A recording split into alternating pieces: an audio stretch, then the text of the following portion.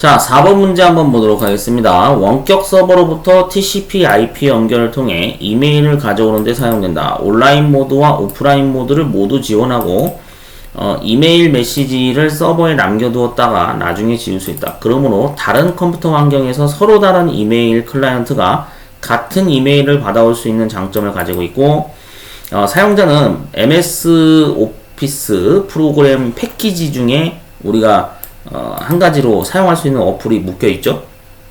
여러분 보통 엑셀, 파워포인트 이걸 많이 사용하시는 걸로 알고 있는데, 워드. 근데 그 외에도 아웃룩이라는 프로그램이 MS 오피스를 원래 설치하면 패키지로 깔립니다. 그래서 뭐 모질라 썬더버드 같은 메일 클라이언트를 사용해서 편지의 기본 헤더, 그래서 헤더 부분에는 제목, 송신자명, 이메일 주소 등을 보고 메일 본문의 다운로드 여부를 정할 수도 있다. 메일 서버와의 통신 트래픽이 높은 단점을 가지고 있는 것은 무엇이냐. 그래서 이거는 이제 아이맵이다. 보통 이제 우리가 이렇게 얘기를 하는데, 자, 조금 설명을 드리도록 하겠습니다. 제가 잠깐 좀 미리 좀 설명을 적어놨어요. 여러분들한테 도움을 드리기 위해서. 자, 단어를 뜻풀이를 보면은 뭐 인터넷 메시지 액세스 프로토콜 해가지고 실제 인터넷 메시지 접속 프로토콜 이렇게 이제 직역을 할 수가 있는데요. 자, 각각의 여러분들 프로토콜에 이 명시되어 있는 단어의 어떤 배경 지식을 좀 아실 필요가 있을 것 같아서 제가 설명을 드리겠습니다. 자, 우선 인터넷이라고 하는 것은 우리가 실제로 얘를 단독으로 또 물어보는 문제가 나올 수 있기 때문에 미리 좀 설명드리면, 과거에는 우리가 이제 인터넷이라는 게 있기 전에는 어떻게 했냐면은 막 그 행정기관에 방문해서 사람과 사람이 서로 대면해가지고 막 행정 업무 처리를 막 종이에다가 막 펜으로 적고 막 그렇게 일일이 모든 행정 업무를 아날로그 방식으로 했던 시대가 있었습니다. 그게 한 70년대, 80년대였던 걸로 기억해요. 그래서 여러분들이 뭐 예를 들어서 뭐 하다못해 주민등록 등본을 발급을 받고 싶어도 어떻게 해야 돼요? 맨날 막 동사무소 막 찾아가고 막 그랬었죠. 그랬던 시절이 있습니다. 일명 타작이었던 시절이라고 할까요? 좀 역사가 좀 깊은데. 자, 그래서 그런 시절이 있었어요. 근데 이제 이게 컴퓨터라는 수단이 생겨나기 시작하면서 이제는 사람을 직접 만나러 갈 필요가 없어졌죠.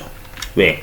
온라인이라고 하는 인터넷 공간이 생기면서 비대면 사회가 점점 활성화되기 시작했습니다. 예, 그러다 보니까 어떻게 해요? 동사무소 찾아갑니까? 아니죠. 예, 민원24 여러분들 그 사이트 있죠? 예, 정부기관 사이트에서 24시간 언제든지 원하는 행정 업무 서류를 발급받을 수 있는 그런 시대가 열리기 시작한 거죠. 그러다 보니까 이제 인터넷이 등장하면서 어떻게 합니까? 온라인 공간에서 많은 행정 업무 처리가 가능해졌죠. 맞죠? 예, 그런 시대로 점점 탈바꿈하기 시작하면서 오늘날에 이르게 된 게 바로 인터넷이 등장했기 때문에 가능한 거라 보시면 됩니다. 사이버 공간이 많은 것을 이제 변화를 주게 된 거죠. 말 그대로 비대면 사회를 가장 많이 활성화하게 된 배경이 인터넷이 생겨서 그렇다라고 알고 계시면 됩니다.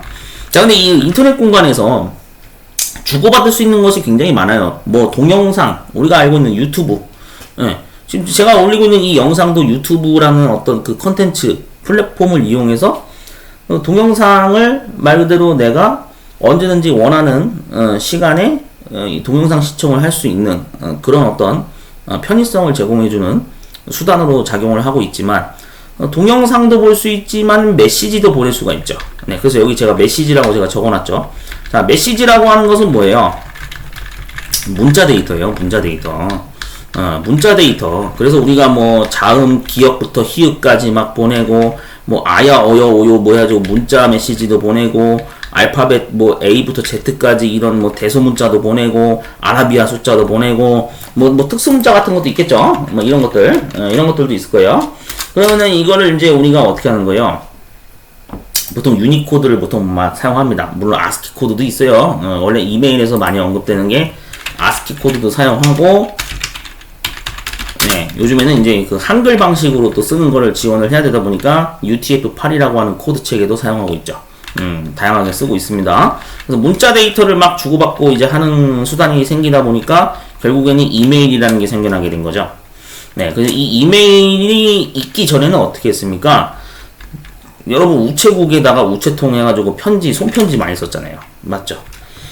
요즘에는 뭐 그 손편지 잘 안 쓰죠.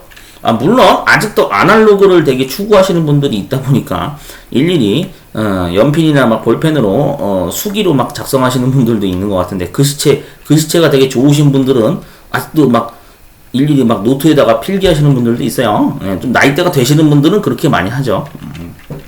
한 50대 이상 되시는 분들, 수기로 메모하는 습관이, 그게 이제 학창 시절을 그렇게 보내어 오시다 보니까 나는 이메일은 별로 익숙치가 않아요 이러시는 분들이 있어요. 하여튼 이게 이제 어떤 세대의 흐름 배경의 어떤 시대적 차이 때문에 그런 일이 발생되는데, 저는 이해를 합니다. 자, 그래서 과거에는 우체국을 이용해서 이제 우리가 손편지나 이런 거 뭐 우편물을 막 보내고 그렇게 했었죠. 뭐 지금도 물론 그렇게 하긴 합니다만, 보통 택배물 같은 거 보내는 용도로 많이 쓰죠. 아무튼, 그래서 이제 통신수단이 이메일이 생기면서 어떻게 됩니까? 간단한 뭐 메시지 같은 거나 이런 거 뭐 업무적인 거 이제 처리할 때도 이메일이 상용화되면서 이런 어떤 메시지 기반의 문자 데이터를 이제 이메일이라는 통신수단을 이용해서 주거니 받거니 하게 된 거죠. 그게 바로 인터넷 공간에서 이루어지고 있다. 그렇게 생각하시면 됩니다. 자, 그러게 이제 그렇게 흘러가고 있는데, 중요한 거는 이 메시지를 인터넷 공간에서 보내려면 당연히 어떻게 해야겠습니까? 프로토콜에 접속을 해야 돼요. 접속. 사이버 공간에 접속을 해야 되잖아요. 그러니까 로그인을 해야 될 거 아니야. 여러분들 뭐 이메일을 사용하고 싶으면 가장 필수가 뭐예요? 로그인 해야죠. 아이디 패스워드 입력해야죠. 당연한 얘기죠. 아이디 패스워드 입력해서 로그인을 해야 되죠. 로그인 절차도 있어야 되고 뭐 회원 가입 절차도 있어야 되고 막 그런 게 존재하죠. 그래서 접근을 해야 됩니다. 접근. 사이버 공간에 접근을 해야죠. 접근하는 방식을 보통 이제 로그인을 하는 계정 수단을 이용해서 접근을 하는데, 그래서 이제 여기에서 이제 언급을 한 게 이러한 어떤 통신 방식의 일환으로 사용되는 프로토콜, 그래서 규칙, 뭐 약속된 거, 뭐 그런 뜻으로 원래 프로토콜이라는 단어가 끝에 쓰입니다. 자, 그래서 이 IMAP이라고 하는 프로토콜은 저는 이제 이거 그냥 편법으로 하나 제가 적어놨습니다. 원래 이런 뜻이 아니에요. 원래 이런 뜻이 아닌데 단어가 줄여져 있다 보니까 그냥 제가 만든 겁니다. 내가 사용하는 이메일을 다루는 지도. 신박하죠. 아이고, 물론 편법인데 그래도 여러분들이 이게 도움이 되지 않을까 싶어서 제가 언급을 좀 해놨어요. 내가 사용하는 이메일을 다루는 지도. 그러면 IMAP입니다. 그런데 IMAP이 이제 여러분들 아까도 문제에서 언급했지만 아웃룩이라고 하는 이 프로그램을 보통 사용을 하거든요. 우리가 좀 알고 계셔야 되는 게 아웃룩이라고 하는 어플리케이션이 있어요. 얘가 이제 보통 MS 오피스 패키지에 같이 깔려 있거든요. 보통 많은 분들은 이런 건 많이 알고 있어요. 워드, 그 다음에 뭐 파워포인트, 맞죠? 그 다음에 뭡니까, 엑셀. 이거는 많이 써봐서 아는데 아웃룩이 여기에 포함이 되어 있어요. 아웃룩은 기업용 이메일로 사용하는 회사들은, 사업장은 거의 대부분 활성화되어 있죠. 굉장히 많이 쓰고 있습니다. 아웃룩 많이 쓰고 있는 걸로 알고 있거든요. 제가 기억하기는 웬만한 중소기업체들도, 중견기업이나 뭐 이런 데들도 뭐 기업용 이메일로 해가지고 아웃룩 프로그램을 많이 사용을 하고 있는 걸로 알고 있어요. 그러다 보니까 기업의 어떤 자체 메일, 기업의 자체 메일 서버를 구축한 경우에는 이 아웃룩을 실제로 쓰고 있습니다. 그래서 보여드릴게요. 여기에 지금 보면은 이거는 제가 그냥 사이트 검색을 해서 하나 들어가서 본 건데, 아웃룩을 이제 처음에 딱 실행을 해서 메일 여기 나온 대로 로그인 관련된 계정 정보, 아이디 패스워드 같은 것도 여기다 입력을 해야 되고요. 그리고 이 전자메일 설정하는 과정에서 메일 서버, 이거는 이제 회사에서 당연히 구축해 놓은 서버가 있을 거예요. 그거를 당연히 입력을 해야 되고, 계정 유형을 여기서 설정할 수가 있습니다. 이게 IMAP도 있고요, POP3도 있는 걸로 알고 있어요. 제가 지금 마우스 가리키고 있는 위치 있죠. 여기 보면 IMAP이라고 적혀 있죠. 예, 여기서 이게 쓰입니다. 메일 설정하는 구간에서. 그러다 보니까 이거를 이제 팝3로 설정하시는 분도 있고 아이맵으로 설정하는 분도 있고 회사마다 아마 다를 건데, 확실한 거는 여러분들이 이메일 관련해서 보통 많이 언급을 하는 게 원래 프로토콜이 몇 개가 있어요. SMTP, 그 다음 팝3, 예, 그 다음에 또 뭐 이것도 알고 계시는 게 좋은데, 예, 이런 것들이 원래 제일 많이 시험에 등장을 하는 걸로 알고 있거든요. 특히 이 두 가지가, 예, 얘도 등장합니다. 예, 이것도 종종 등장해요. 그래서 이거는 말 그대로 언어, 국가별 언어 설정. 이게 MIM이고요. 그 다음에 이게 언어 설정 지원이고, 얘가 이제 메일 수신입니다. 메일 수신받는 규칙 중에 하나예요. 팝3가. 원래 팝이라는 게 무슨 뜻이냐면은 끌어당겨 온다 이 뜻이거든요. 끌어당긴다, 이런 뜻으로 원래 보통 팝이라는 용어를 원래 써요. 예. 예, 원래 그렇게 쓰이죠. 여러분들 저기 왜 전자계산기 구조에서 공부 제대로 하신 분들 아실 건데, 정보처리 기능사 필기 파트에서 스택 메모리에서도 팝이라는 단어가 쓰이죠. 그러니까 뭐예요? 끌어당긴다는 의미가 있습니다. 그래서 메일을 서버에서 수신받은 메일을 나의 컴퓨터로 끌어당긴다, 끌어당겨 온다, 이런 뜻으로 원래 쓰이는 게 팝3입니다. 그 다음 얘가 이제 메일 원래 송신이죠. SMTP가. 보통 여러분들 이렇게 배우셨을 거예요. 그래서 이렇게 보통 세 가지를 많이 언급을 하는데, 여기에 이제 이번에 등장한 게 바로 이 아이맵이 되는 거죠. 아이맵. 네, 아이맵. 아시겠죠? 예. 그래서 얘의 경우에는 팝3랑 약간 혼동을 할 수가 있어요. 근데 큰 특징은 뭐냐면 아이맵과 팝3의 가장 큰 차이점. 그러니까 아이맵의 경우에는 뭐가 된다? 아까도 말씀드렸다시피 여기 문제에서도 언급했지만, 이메일이나 이런 메시지 같은 거를 서버에 남겨둘 수 있다. 남겨뒀다가 나중에 지울 수 있다. 이런 특징이 있습니다. 이게 이제 아이맵의 큰 특징이라고 보시면 될 것 같아요. 메일 수신인 거는 맞아요. 메일 수신이 되는 거는 맞는데, 같은 종류인 건 맞는데, 얘는 뭐예요? 기록해둘 수 있다. 서버 보관 기능이 있다 이거죠. 이렇게 하시면 좀 더 이해가 잘 될 것 같습니다. 자, 그렇게 해서 실제 이 아웃룩 프로그램을 설정할 때 여기에 메일 설정에서 아이맵이라고 하는 이런 프로토콜을 사용할 수 있다. 그러니까 팝3도 원래 됩니다. 네. 그래서 아웃룩 프로그램 여러분들 실제로 실행해 보면은 어떻게 생겼냐면, 실행 화면이 여기 제가 알기로는 있는 걸로 알고 있는데, 네, 뭐 이런 식으로 진짜 돼 있어요.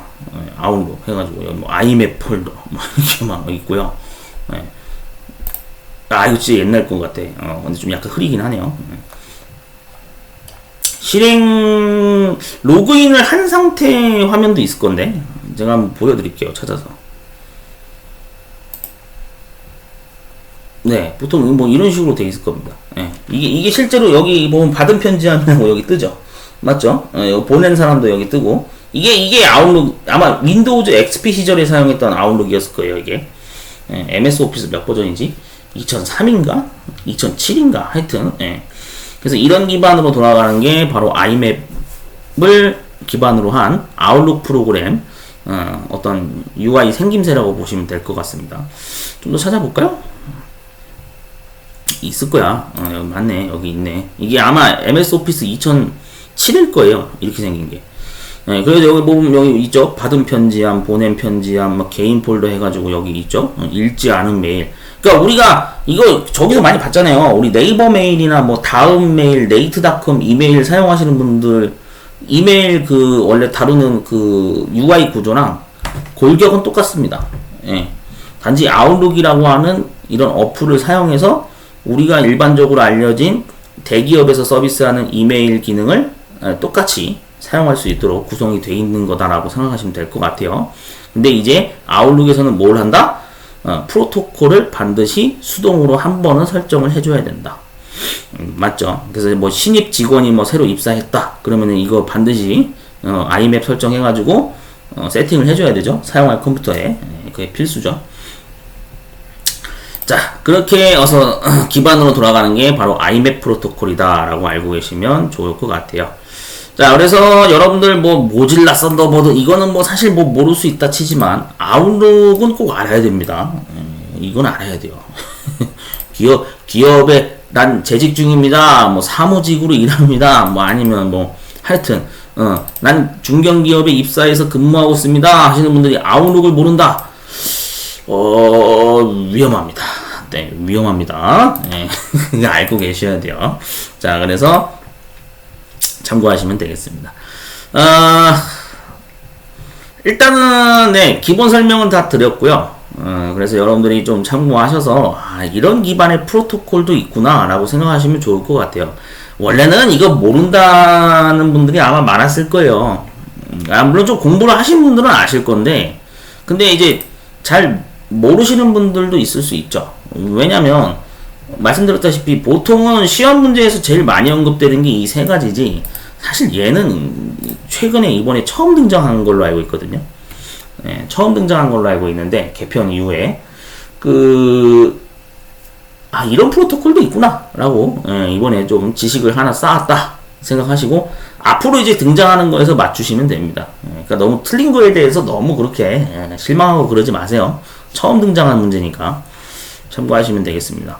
근데 현실에서는 많이 써요. 기업용 이메일로 어쨌든 많이 씁니다. 알고 계시면 좋을 것 같습니다.